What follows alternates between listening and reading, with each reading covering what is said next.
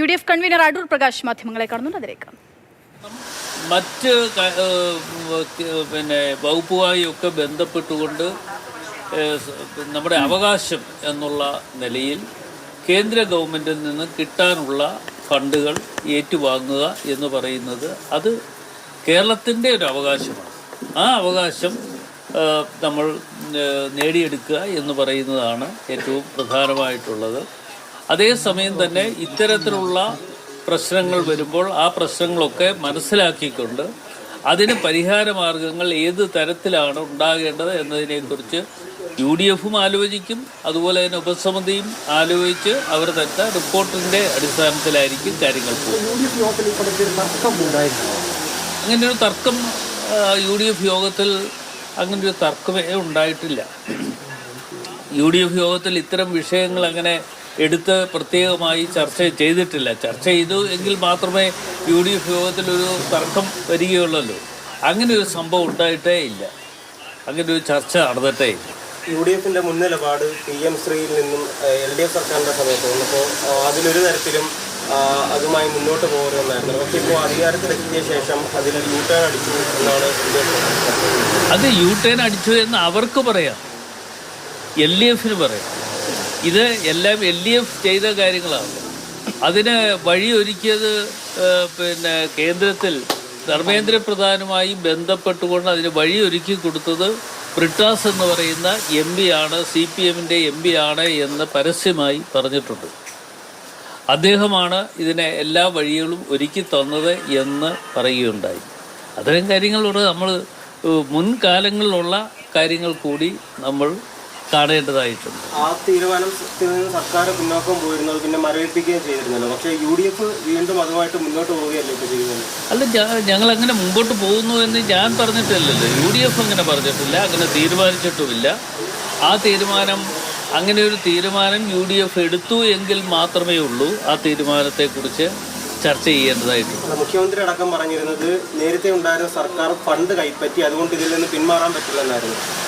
ഇല്ല, അതിനാണല്ലോ ഉപസമിതി വെച്ചിരിക്കുന്നത്. കാര്യങ്ങൾ പഠിക്കുവാനും മനസ്സിലാക്കുവാനും വേണ്ടി ഉള്ള ഉപസമിതി വെച്ചിട്ടുണ്ട്. അവർ കൊണ്ടുവരുന്ന റിപ്പോർട്ടിൻ്റെ അടിസ്ഥാനത്തിൽ കാര്യങ്ങൾ തീരുമാനിക്കും.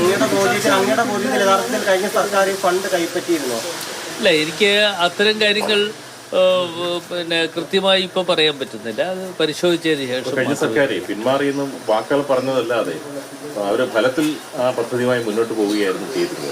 അപ്പം UDF കൺവീനറുടെ അഭിപ്രായം എന്താ, തുടരണോ വേണ്ടേ? അല്ല, അത്തരം കാര്യങ്ങൾ അതിനാണല്ലോ UDF ഉപസമിതിയെ വെച്ചിരിക്കുന്നത്. അതിനു വേണ്ടിയാണ്. ആ ഉപസമിതി കാര്യങ്ങൾ ചർച്ച ചെയ്ത് ആ ചർച്ചയുടെ അടിസ്ഥാനത്തിൽ അത് UDFിൽ കൊണ്ടുവരും. UDFിൽ കൊണ്ടുവന്ന് അതിൻ്റെ വിശദമായ ചർച്ചകൾ നടക്കും. ആ ചർച്ചകൾ നടന്നതിന് ശേഷം എന്ത് തീരുമാനം എന്നുള്ളത് നിങ്ങളെ കൂടി അറിയിക്കും. CPI കഴിഞ്ഞ തവണ ഒരു നിലപാടെടുക്കുമ്പോൾ UDF ആണ് ഏറ്റവും കൂടുതൽ ആഘോഷിച്ചത്.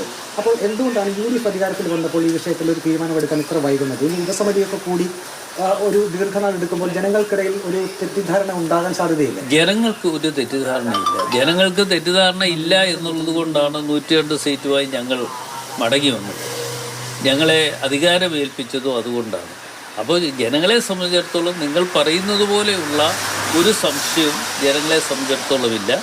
ഞങ്ങൾ ഈ കാര്യങ്ങൾ പഠിച്ച് മനസ്സിലാക്കിയതിന് ശേഷം കാര്യങ്ങളുമായി മുമ്പോട്ട്. അബ്ദുൾ വഹാബ് MPക്ക് കേന്ദ്ര സഹമന്ത്രി നൽകിയ ഒരു മറുപടി, ഈ സംസ്ഥാന സർക്കാർ പണം കൈപ്പറ്റിയിട്ടില്ല, വേണമെങ്കിൽ ഈ പദ്ധതിയിൽ നിന്ന് പിന്മാറാമെന്നായിരുന്നു. ഇല്ല, അത്തരം കാര്യങ്ങൾ ഞാൻ പരിശോധിച്ചതിന് ശേഷം മാത്രമേ മറുപടി പറയൂ. എന്നാലും നമുക്ക് അവകാശപ്പെട്ട പണമാണ്, എന്താണ് അതിനോട് മുഖം തിരിക്കുന്നത്? അല്ല, അവകാശപ്പെട്ട പണം ആണ് എന്ന് പറയുമ്പോൾ അതിനകത്ത് അവർ ഇതിൽ കണ്ടെത്തിയിട്ടുള്ള എന്ന് വെച്ചാൽ BJP ഗവൺമെൻറ് ഇതിൽ നൂലാമാലകൾ ഉണ്ടാക്കിയെടുക്കാൻ വേണ്ടി കണ്ടെത്തിയിട്ടുള്ള കാര്യങ്ങൾ ആണ് പരിശോധന നടത്തി. അതും ആ പരിശോധനയ്ക്ക് ശേഷം അത് റിപ്പോർട്ട് വെക്കണം എന്ന് തീരുമാനിച്ചത് അതുകൊണ്ടാണ്. യഥാർത്ഥത്തിൽ സർക്കാരിന് ഇതിനകത്തും പിന്മാറാൻ പറ്റുന്നുണ്ടോ? അല്ല, അത്തരം കാര്യങ്ങൾ സർക്കാരുമായി ഒന്ന് ചർച്ച ചെയ്തതിന് ശേഷം പറയാം. ഞങ്ങൾ നേരത്തെ പറഞ്ഞത് പിന്മാറാൻ പറ്റില്ലെന്നായിരുന്നു. അല്ല, അങ്ങനല്ല. ഞാൻ പറഞ്ഞത് വളരെ വ്യക്തമാണ്. ഞാൻ പറഞ്ഞ എല്ലാ കാര്യങ്ങളും എൻ്റെ കൈവശമുണ്ട്. എന്ന് വെച്ചാൽ നിങ്ങൾ എടുത്തത് കൂടാതെ തന്നെ ഞാൻ പറഞ്ഞ ഓരോ വാക്കും എന്താണ് എന്നതിനെക്കുറിച്ച് കൃത്യമായി എൻ്റെ കൈവശമുണ്ട്. UDF ചർച്ചയില്ലാതെ എന്തുകൊണ്ടായിരിക്കാം ഇങ്ങനെ തുടരേണ്ടി വരും എന്നൊരു അഭിപ്രായം പറഞ്ഞത്? എന്ത് തുടരേണ്ടി വരും? PMC തുടരേണ്ടി വരും, പിന്മാറാൻ പറ്റില്ല എന്ന്. ഇല്ല, പിന്മാറാൻ പറ്റില്ല എന്ന് ഞാൻ പറഞ്ഞിട്ടില്ല. അത്തരം കാര്യങ്ങൾ UDF ചർച്ച ചെയ്യും.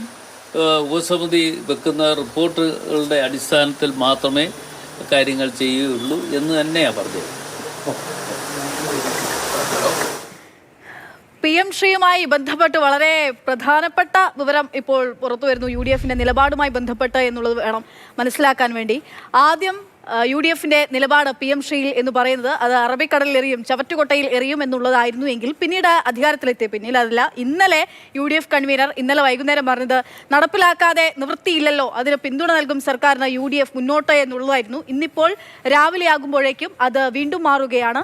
നടപ്പാക്കുമെന്ന് പറഞ്ഞിട്ടില്ല എന്ന് UDF കൺവീനർ അടൂർ പ്രകാശ്.